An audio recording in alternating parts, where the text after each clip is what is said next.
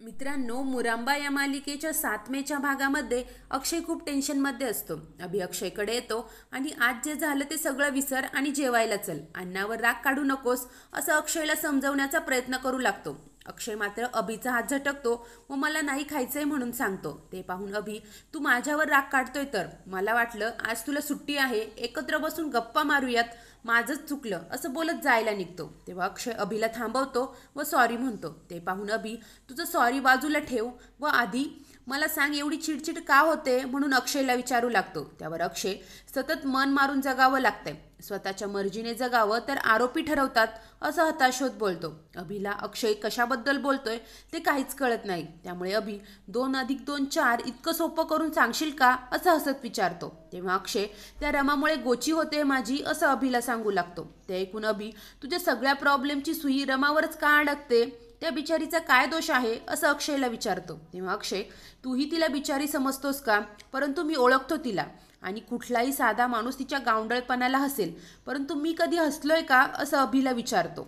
त्यानंतर अभि अक्षयला समजावत हे सगळं वेळेचं गणित आहे, तू थोडा शांत राहा असं म्हणतो. तेव्हा अक्षय, मला थोडीही प्रायव्हसी भेटत नाहीये, साधा शर्ट बदलायचा असेल तरी बाथरूममध्ये जावं लागतं, कुणी अनोळखी माणूस आणून बसवलाय खोलीत असं वाटतं, आमच्यात साधी मैत्रीही नाहीये असं वैतागत अभिला सांगत असतो. तेव्हा अभि, मग मैत्री कर ना असं बोलतो. तर अक्षय, ते शक्य नाहीये कारण आमच्यात एकही कॉमन धागा नाहीये, तिचे कपडे, भाषे आणि 2 वेण्या घालून कोण जगतं आजच्या काळात असं अभिला सांगतो. त्यावर अभि, आपण या विषयावर नंतर बोलूयात, आता मला खूप भूक लागली असं अक्षयला बोलतो. तर अक्षय, मला काहीच खायचं नाहीये म्हणून सांगतो. तेव्हा अभि, आपण कोरेगाव पार्कला जाऊयात का, ती जागा आपल्या दोघांनाही आवडते असं म्हणत अक्षयला घेऊन जातो. दुसरीकडे जान्हवीने रमासाठी शॉपिंग केलेली असते. ती रमाला, बघ मी तुझ्यासाठी किती गिफ्ट्स आणलेत असं सांगते. ते पाहून रमाही खूप खुश होते. तर जान्हवी, आम्ही सगळेजण टिपटॉप राहतो आणि तू अशी 2 वेण्यांमध्ये, म्हणून मी तुझ्यासाठी ब्रँडेड कपडे, शूज आणि परफ्यूम सगळंच आणलंय असं रमाला सांगत असते. पार्वती व आनंदही तेथेच असतात. रमा जान्हवीला धन्यवाद बोलते व मी जे कपडे घालते त्यात मी ठीक आहे असं बोलते. तेव्हा जान्हवी, हे कपडे तुझ्यासाठी ठीक आहेत परंतु आमच्यासाठी नाही, म्हणूनच तर शॉपिंग केली ना असं रमाला सांगते आणि वेगवेगळे ड्रेसेस काढून रमाला दाखवत असते.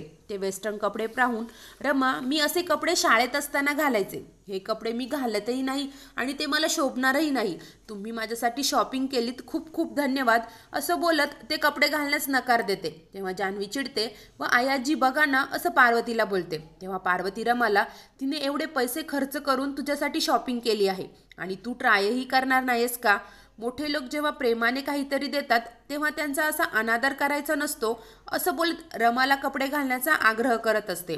रमा कपडे घालण्याचं टाळत असते परंतु पार्वती, विषय संपला असं म्हणताच रमा गप्प होते. त्यानंतर जान्हवी रमाला ड्रेस व सँडल देते आणि तुला हे घालायचंय असं सांगते. रमा, मी घालते असं म्हणत आत जाते. ते पाहून जान्हवी खूप खुश होते. रमा रूममध्ये येते आणि जान्हवीने दिलेला ड्रेस घालते, परंतु रमाला त्या ड्रेसची चेन लावता येत नाही, तिचा हात पोहोचत नसतो. रमा हळूच कडी उघडते व बाहेर आरती आहे का पाहते, परंतु बाहेर कोणीही नसतं. रमा पुन्हा आत येते. तेवढ्यात अक्षय रूममध्ये येतो आणि रमाला त्या ड्रेसमध्ये पाहून अक्षयला ती रेवा असल्याचा भास होतो. अक्षयला रमामध्ये रेवा दिसत असते आणि तो खूप खुश होत तिच्याकडे पाहत असतो.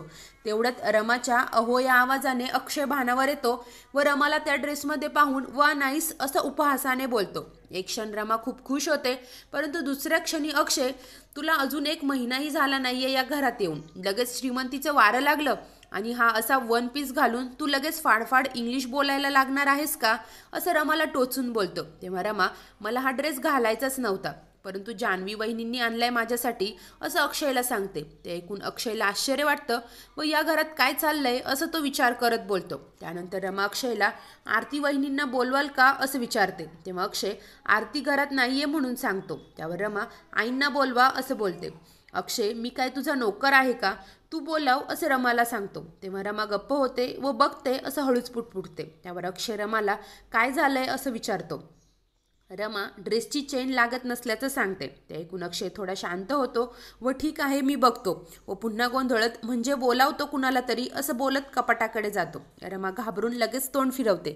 अक्षय कपाटातून जॅकेट घेतो आणि ते घालून बाहेर जायला निघतो. रमा ही घाईने पटकन दरवाजा बंद करण्यासाठी अक्षय मागोमाग जाते. परंतु तिचा पाय घसरतो. अक्षय रमाला सावरतो आणि दोघेही एकमेकांकडे पाहत असतात. टिकटिक वाजते डोक्यात हे गाणं बॅकग्राऊंडला सुरू असतं.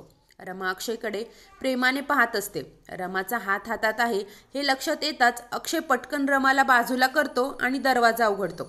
समोर जान्हवी आलेली पाहून अक्षय जान्हवीला रमाला मदत हवी आहे असं सांगतो आणि बाहेर निघून जातो. त्यानंतर जान्हवी रमाच्या ड्रेसची चेन लावते आणि हसतच बाहेर येते व कितीही चांगले कपडे घातले तरी माकड ते माकडच दिसणार असा डायलॉग देते आणि रमाला आवाज देत बोलावून घेते. रमा दरवाजातून बाहेर डोकावते. हाय हिल सँडलमुळे तिला नीट चालताही येत नसतं. रमा खूपच ओशाळलेली असते आणि ड्रेस खाली ओढत असते. आनंद व जान्हवी रमावर हसत असतात.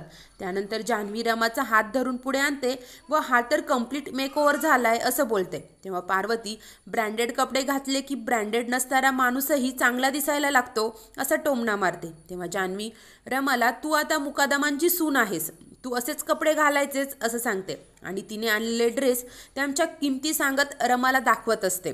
तेवढ्यात सीमाही तेथे येते. रमा पटकन सीमाच्या आड लपते. तर जान्हवी तुला आता हा 25,000चा ड्रेस घालायचा आहे असं म्हणत रमाला ड्रेस दाखवते. मयुरीही तेथे आलेली असते.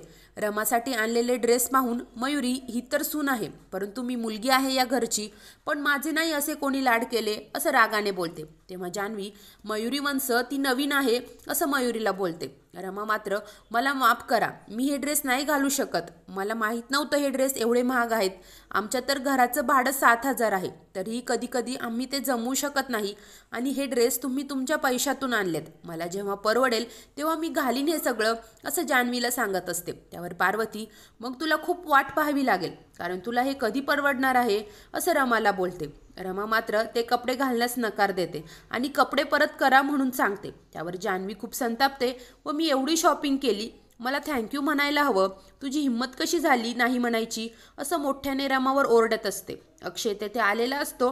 तो जान्हवीचं बोलणं ऐकतो आणि ती नाही म्हणते ना, आपण एखाद्याला फोर्स नाही करू शकत, त्याने काय घालायचं आणि काय नाही असं जान्हवीला सांगतो. तर सीमाही कोणी काय घालायचं हे आपण लादू शकत नाही असं बोलते.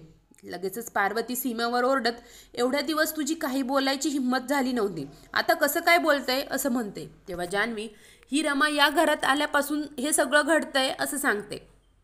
ते ऐकून अक्षय रमा जर या कपड्यांमध्ये कम्फर्टेबल नसेल तर द्या ना विषय सोडून असं सर्वांना सांगतो. शशिकांत लगेचच टाळ्या वाजवत अक्षयजवळ येतो व I am proud of you, क्या बात आहे, सगळ्यांचा विरोध असताना तू तुझ्या बायकोची बाजू घेतोय असं अक्षयला बोलतो. तेव्हा अक्षय मी जे बरोबर आहे त्याच्या बाजूने नेहमीच असतो असं शशिकांतला सांगत असतो. तर पुढील भागात पार्वती जान्हवीला आपल्याला अक्षय व रमामधील दुरावा कधीच मिटू द्यायचा नाहीये असं सांगते. तर दुसरीकडे रमा व अक्षय बाहेर आलेले असतात. अक्षय गाडीचं चाक बदलत असतो. तेव्हा रमा जसं तुमचं तुमच्या गाडीशी नातं आहे, इतर नातीही तशीच असतात, ती जुनी असो किंवा नवीन, काहीच फरक पडत नाही असं अक्षयला हसत सांगत असते. अशाच नवीन भागांच्या अपडेटसाठी आपल्या चॅनलला नक्की सबस्क्राईब करा व बेल आयकॉनवर क्लिक करायला विसरू नका. धन्यवाद.